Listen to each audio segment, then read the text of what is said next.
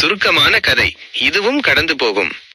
ஒரு சக்கரவர்த்தி எல்லா சூழல்களுக்கும் பொருந்தக்கூடிய ஒரு சுருக்கமான மந்திரம் அல்லது வாக்கியம் இருக்கிறதா என்று தனது அரச சபையில் அறிஞர்களை கேட்டார்.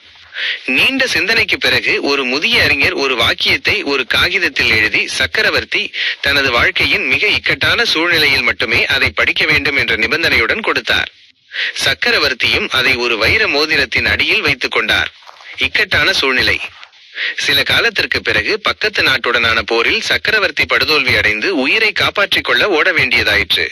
எதிரிகள் துரத்தி வர ஒரு பள்ளத்தாக்கின் விளிம்பில் தப்பிச் செல்ல வழியின்றி நின்றபோது அவர் அந்த ரகசிய காகிதத்தை பிரித்தார். அதில் இதுவும் கடந்து போகும் என்று எழுதப்பட்டிருந்தது. வாக்கியத்தின் தாக்கம். அதை மீண்டும் படித்தபோது சக்கரவர்த்திக்கு உண்மை உரைத்தது. தான் ஒரு காலத்தில் அனுபவித்த செல்வம், படைபலம், வெற்றி அனைத்தும் கடந்து போய்விட்டன. அதுபோலவே இப்போதுள்ள இந்த தோல்வியும் தனிமையும் ஒரு கட்டத்தில் கடந்து போகும் என்று உணர்ந்தார். இந்த சிந்தனை அவருக்கு சொல்ல முடியாத அமைதியை கொடுத்தது. மனதை லேசாக்கிக் கொண்டு எதிரிகளை எதிர்நோக்கி நின்றபோது எதிரிகள் வேறு பாதையில் சென்றதால் அவர் தப்பித்தார்.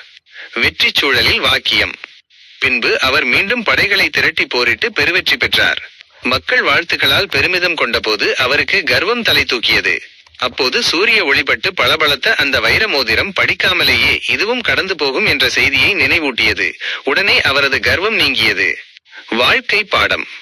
அந்த நாள் முதல் அந்த வாக்கியம் சக்கரவர்த்தியின் வழிகாட்டும் மந்திரம் ஆனது.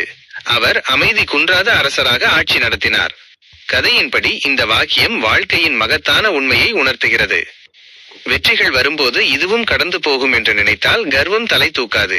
தோல்விகள் வரும்போது இதுவும் கடந்து போகும் என்று நினைத்தால் சோர்ந்து விடமாட்டீர்கள். மகிழ்ச்சிகள், துக்கங்கள், நண்பர்கள், பகைவர்கள், உறவுகள் என வாழ்வில் வந்தவை அனைத்தும் நம்மை விட்டு ஒரு நாள் கடந்து செல்கின்றன. எனவே நாம் வெறுமனே ஒரு பார்வையாளரே. இந்த உண்மையை ஆழமாக உணரும்போது மனதிற்கு நிரந்தரமான அமைதி கிடைக்கிறது.